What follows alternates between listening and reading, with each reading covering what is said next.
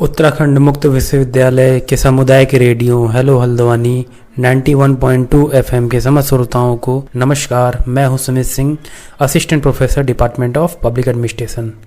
तो आज के इस रेडियो टॉक में हम लोग राष्ट्रपति शासन के संबंध में चर्चा करेंगे। अनुच्छेद 355 के अनुसार केंद्र सरकार का यह दायित्व है कि वो राज्य को बाह्य आक्रमण और आंतरिक अशांति से बचाए और यह सुनिश्चित करे कि सभी राज्य संवैधानिक प्रावधानों के अनुसार शासन व्यवस्था को चलाएं। अर्थात आर्टिकल 355 में कहा गया है कि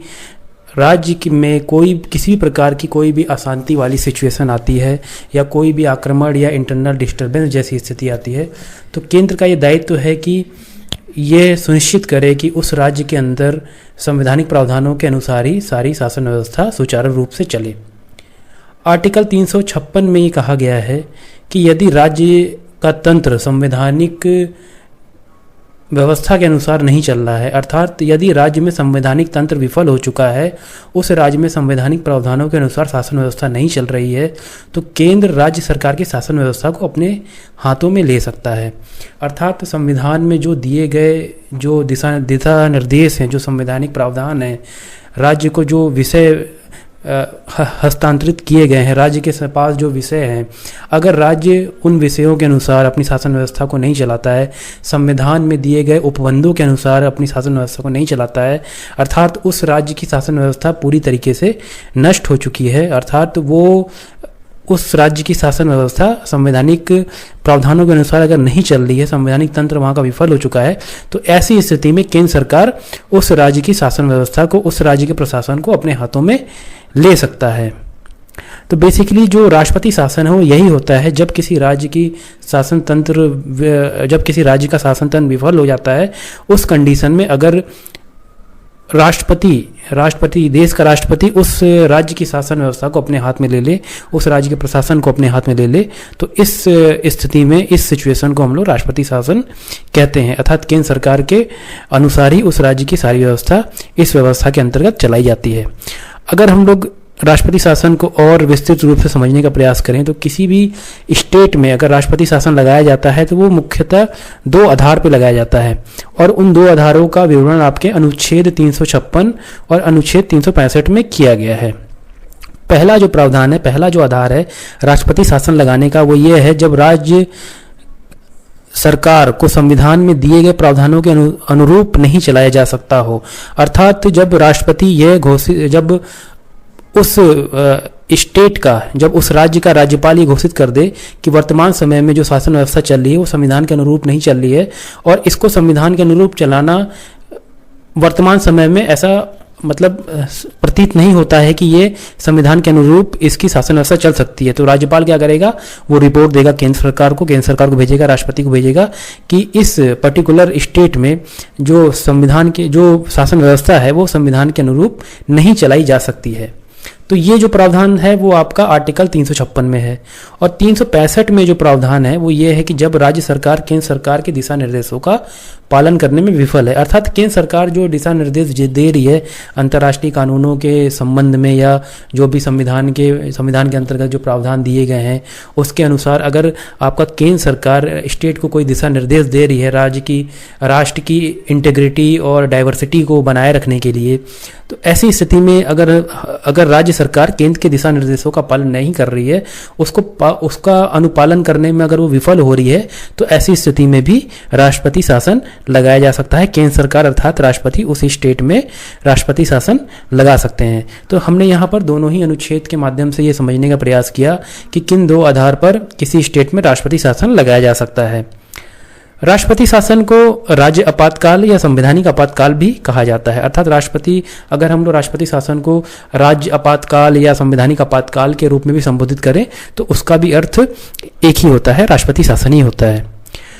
राष्ट्रपति शासन की स्वीकृति, अगर मान लीजिए राष्ट्रपति किसी स्टेट में राष्ट्रपति शासन की घोषणा कर देता है, उस स्थिति में ये अनिवार्य है, ये अंतिम रूप से इस नियम का पालन करना अनिवार्य है कि राष्ट्रपति की उद्घोषणा के 2 माह के भीतर संसद के दोनों सदनों से उसका अनुमोदन हो जाए, अर्थात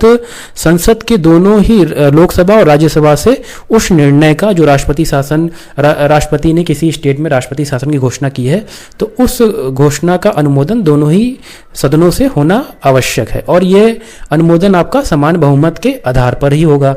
अर्थात 50% से एक वोट ज़्यादा अगर मिलता है तो इस सामान्य बहुमत के आधार पर इसका अनुमोदन दोनों ही स्टेट से हो जाता है। अर्थात अगर मान लीजिए आज की डेट, मान लीजिए अगर आज जो भी डेट है, मान लीजिए 25 अप्रैल है या 1 मई है, अगर 1 मई को राष्ट्रपति शासन की घोषणा होती है तो 1 जुलाई से पहले इस घोषणा का अनुमोदन होना आवश्यक है। अगर 1 मई से पहले होती तो 1 जुलाई से पहले संसद के दोनों सदनों से इस घोषणा का अनुमोदन होना अनिवार्य रूप से होना चाहिए। अगर ये नहीं होता है तो राष्ट्रपति शासन अपने आप ही विघटित हो जाएगा, अर्थात अपने आप ही राष्ट्रपति शासन हटा दिया जाएगा। सर्वप्रथम राष्ट्रपति शासन 6 माह के लिए लगता है और इसे 6 माह करके, मतलब 6 माह के बाद प्रत्येक 6 माह के भीतर संसद के दोनों सदनों से इसका अनुमोदन आवश्यक होता है और मैक्सिमम 3 साल तक के लिए ही इसको बढ़ाया जा सकता है। 1987 में पंजाब राज्य में आपका राष्ट्रपति शासन लगा था तो वो 3 वर्ष से भी ज़्यादा लगा था और उस समय राज्य की स्थिति काफ़ी लचर थी, उस राज्य की स्थिति काफ़ी ज़्यादा बुरी थी उस समय, और शासन व्यवस्था सही तरीके से बिल्कुल भी नहीं चल रही थी और तत्कालीन समय में स्टेट गवर्नमेंट को इस्टेब्लिश करना काफ़ी जटिल समस्या देखने को मिल रही थी उस समय की। स्टेट गवर्नमेंट को इस्टेब्लिश करना काफ़ी मुश्किल प्रतीत हो रहा था, तो इस स्थिति में 3 साल से ज़्यादा बढ़ाया गया था। अन्यथा 3 साल मैक्सिमम राष्ट्रपति शासन, 3 साल से ज़्यादा किसी भी स्टेट में राष्ट्रपति शासन नहीं लगाया जा सकता है। 3 साल के बाद राष्ट्रपति शासन स्वतः ही हट जाएगा और वो उस स्टेट में चुनाव की व्यवस्था करा के आपका गवर्नमेंट इस्टेब्लिश की जाएगी। 44वें संविधान संशोधन के बाद राष्ट्रपति शासन 1 वर्ष से ज़्यादा बढ़ाने के लिए विशेष प्रावधान किए गए, अर्थात 1 वर्ष से ज़्यादा अगर राष्ट्रपति शासन बढ़ाना है, मान लीजिए आज राष्ट्रपति शासन लगता है तो आज से 1 वर्ष के बाद अगर राष्ट्रपति शासन बढ़ाना है तो राष्ट्रपति शासन बढ़ाने के लिए आपका जो राष्ट्रीय निर्वाचन आयोग होगा उसकी आपकी स्वीकृति लेना आवश्यक है, अर्थात जो भारत का चुनाव आयोग है उसकी स्वीकृति आवश्यक है। अर्थात जब वो प्रमाणित करेगा कि पर्टिकुलर राज्य में विधानसभा के चुनाव वर्तमान समय में करना संभव नहीं है, अर्थात भारत का चुनाव आयोग जब ये घोषित कर देगा, ये प्रमाणित करेगा कि वर्तमान समय में जिस स्टेट में राष्ट्रपति शासन लगा है वहां पे चुनाव करवाना संभव नहीं है, तो ऐसी दशा में आपका 1 वर्ष से ज़्यादा राष्ट्रपति शासन को बढ़ाया जा सकता है। तो ये जो प्रावधान किया गया था आपका 44वें संविधान संशोधन के बाद किया गया था। अगर हम लोग बात करें कि राष्ट्रपति शासन के क्या क्या प्रभाव पड़ते हैं, तो सबसे पहले अगर हम मतलब उस स्टेट के प्रशासनिक, विधायी और न्यायिक व्यवस्था पे क्या प्रभाव पड़ता है जिस स्टेट में राष्ट्रपति शासन लगा है, तो अगर हम लोग प्रशासनिक प्रभाव की बात करें कि राष्ट्रपति शासन लगने के बाद उस स्टेट के प्रशासनिक जो स्ट्रक्चर है उस पर क्या प्रभाव पड़ता है, तो राज्य के प्रशासनिक दायित्व का जो वहन वहाँ पे पहले मुख्यमंत्री के माध्यम से राज्यपाल कर रहा था, तो इस स्थिति में क्या होता है कि आपका मुख्यमंत्री और उसकी मंत्रिपरिषद के प्रशासनिक दायित्व पूरी तरीके से खत्म हो जाते हैं, या तो उस स्टेट के प्रशासनिक दायित्व आपका राष्ट्रपति के अनुशंसा पे, राष्ट्रपति के आदेश पे राज्यपाल, मुख्य सचिव एवं अन्य प्रशासनिक अधिकारियों के द्वारा करता है, या तो फिर डायरेक्ट आपका राष्ट्रपति उस राज्य की प्रशासनिक व्यवस्था को संभालता है। अर्थात या तो राज्यपाल के पास प्रशासनिक व्यवस्था का पूर्ण दायित्व होता है या तो फिर राष्ट्रपति ही उस राज्य की प्रशासनिक व्यवस्था को देखता है। अगर हम लोग विधायी व्यवस्था की बात करें, अर्थात विधायी व्यवस्था पर इसका क्या प्रभाव पड़ता है, तो राष्ट्रपति ये घोषणा कर सकता है कि राज्य विधानसभा की सारी शक्तियों का उपयोग अब संसद करेगा, अर्थात राज्य विधायिका के पास कोई भी शक्ति नहीं रह जाएगी और उन सारी शक्तियों का उपयोग कौन करेगा? संसद करेगा। संसद के सत्र ना होने पर राष्ट्रपति राज्य में अध्यादेश भी जारी कर सकता है। राष्ट्रपति विधानसभा को या तो भंग कर सकता है या तो निलंबित भी कर सकता है। तो ये बेसिकली राज्य की विधायिका पर ये प्रभाव पड़ता है कि जो राज्य की जो सारे मैटर होंगे वो किसके पास चले जाएंगे, सब्जेक्ट मैटर, उसका उपयोग कौन करेगा, संसद करेगी। राष्ट्रपति अध्यादेश भी जारी कर सकता है और राष्ट्रपति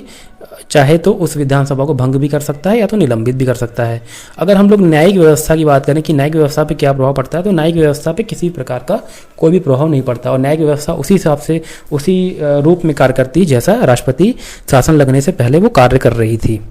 अगर हम लोग राष्ट्रपति शासन की समाप्ति की बात करें तो राष्ट्रपति शासन की अगर हम लोग समाप्ति की बात करें तो राष्ट्रपति शासन की समाप्ति आपके राष्ट्रपति की घोषणा के द्वारा ही कर दी जाती है। जब भी राष्ट्रपति घोषित कर दे कि इस राज्य में अब राष्ट्रपति शासन की आवश्यकता नहीं है तो उस राज्य में राष्ट्रपति शासन को हटा दिया जाता है। अगर हम लोग बात करें कि राष्ट्रपति शासन के संबंध में हम लोग ये देखते हैं कि कभी कभी बहुत सारे इसके मिसयूज भी होते हैं। केंद्र सरकार इसका समय समय पे हमको, चाहे हम लोग हिस्ट्री की बात करें तो स्वतंत्रता के बाद से जो केंद्र में सरकार रही है कई बार इसका मिसयूज भी करती है। तो इस संबंध में बहुत से समितियों ने और आयोग जो समय समय पे सेंट्रल स्टेट रिलेशन के संबंध में आयोग गठित हुए हैं और जो सुप्रीम कोर्ट के बाद का निर्णय आया है तो उसमें विभिन्न प्रकार की बातें कही गई हैं जिसके बारे में आपसे यहाँ पे मैं डिस्कस करना चाहूँगा। राजमन्नार समिति 1971 ने यह अनुशंसा दी थी कि अनुच्छेद 356 और 357 को हटा दिया जाए। अर्थात उन्होंने इस समिति ने सिफारिश की थी कि अनुच्छेद 355 और 357 को हटा दिया जाए। उसके बाद सरकारी आयोग ने भी अपने रिकमेंडेशन में ये कहा था कि राष्ट्रपति शासन को अंतिम विकल्प के रूप में नहीं देखना चाहिए। अर्थात वो भरसक प्रयास करना चाहिए कि राज्य का जो शासन व्यवस्था है वो संविधान के अनुरूप चले और जो भी उसमें कमियां हैं उसको दूर करने का प्रयास किया जाना चाहिए, ना कि राष्ट्रपति शासन को लगा देना चाहिए। राष्ट्रपति शासन को अंतिम विकल्प के रूप में देखना चाहिए। जब सारे ही हमारे जो टूल्स हैं, मेथड्स हैं और जो सारी जो व्यवस्था है अगर वो सही तरीके से काम करने में पूर्ण रूप से विफल है और कोई भी और चारा नज़र नहीं आ रहा है तो ऐसी स्थिति में राष्ट्रपति शासन को देखना चाहिए और राष्ट्रपति शासन अंतिम विकल्प के रूप में देखना चाहिए। राष्ट्रपति शासन की घोषणा में वे सभी बिंदु सम्मिलित होने चाहिए जिसके आधार पर केंद्र मानता है कि राज्य का शासन संवैधानिक प्रावधानों के अनुरूप नहीं चल रहा है। अर्थात राष्ट्रपति शासन की जब घोषणा की जाए तो राष्ट्रपति शासन की जब घोषणा की जाती है तो उस समय वो सारे बिंदुओं को मेंशन करना चाहिए जिन बिंदुओं के आधार पर राष्ट्रपति शासन आपका उस पर्टिकुलर स्टेट में लगाया जा रहा है। वो सारे ही पॉइंट बचाने चाहिए कि इन आधार पे जो राज्य का जो संवैधानिक तंत्र है वो विफल हो गया है और ऐसी स्थिति में राष्ट्रपति शासन लगाना अनिवार्य प्रतीत हो रहा है। उसके बाद अगर हम लोग एसआर बम्बई केस में बात करें तो एसआर बम्बई केस में भी ये कहा गया था कि राष्ट्रपति शासन की उद्घोषणा दुर्भावना के आधार पर अगर होती है तो न्यायिक समीक्षा के अधीन है। अर्थात अगर ऐसा लगता है कि केंद्र सरकार अपने मोटिव को पूरा करने के लिए अगर आपका राष्ट्रपति शासन लगाता है तो ऐसी स्थिति जो लगाई जाती है ऐसी सिचुएशन में वो सिचुएशन न्यायिक समीक्षा के अधीन है। अर्थात उसका जुडिशियल रिव्यू किया जा सकता है। यदि न्यायालय को ये लगता है कि राष्ट्रपति शासन असंवैधानिक तरीके से लगाया गया है तो न्यायालय राज्य सरकार को पुनः सत्ता में ला सकती है। तो सुप्रीम कोर्ट के पास और न्यायालय के पास ये भी शक्ति है कि अगर लगता है कि सुप्रीम कोर्ट को ये लग रहा है कि राज्य में जो राष्ट्रपति शासन लगाया गया है वो दुर्भावना से पूर्ण है और असंवैधानिक तरीके से लगाया गया है तो ऐसी स्थिति में न्यायालय आपका राज्य सरकार को पुनः सत्ता में ला सकता है। तो यहाँ पर हम लोगों ने आज के इस रेडियो टॉक में राष्ट्रपति शासन के संबंध में चर्चा की और राष्ट्रपति शासन के कैसे लगाया जाता है और कैसे उसको हटाया जाता है और क्या क्या प्रावधान है और क्या क्या विभिन्न समितियों और आयोगों ने इसके संबंध में चर्चा की है उसके बारे में हम लोगों ने यहाँ पे विस्तार से उसको समझने का प्रयास किया और मैंने इस सारे ही टॉपिक्स को आपके समक्ष रखने का प्रयास किया। उम्मीद है कि ये रेडियो टॉक आप लोगों को पसंद आया होगा। तो चलिए मिलते हैं फिर अगले इसी तरीके से इन्फॉर्मेटिव रेडियो टॉक में। तब तक के लिए आप सभी को अलविदा और धन्यवाद।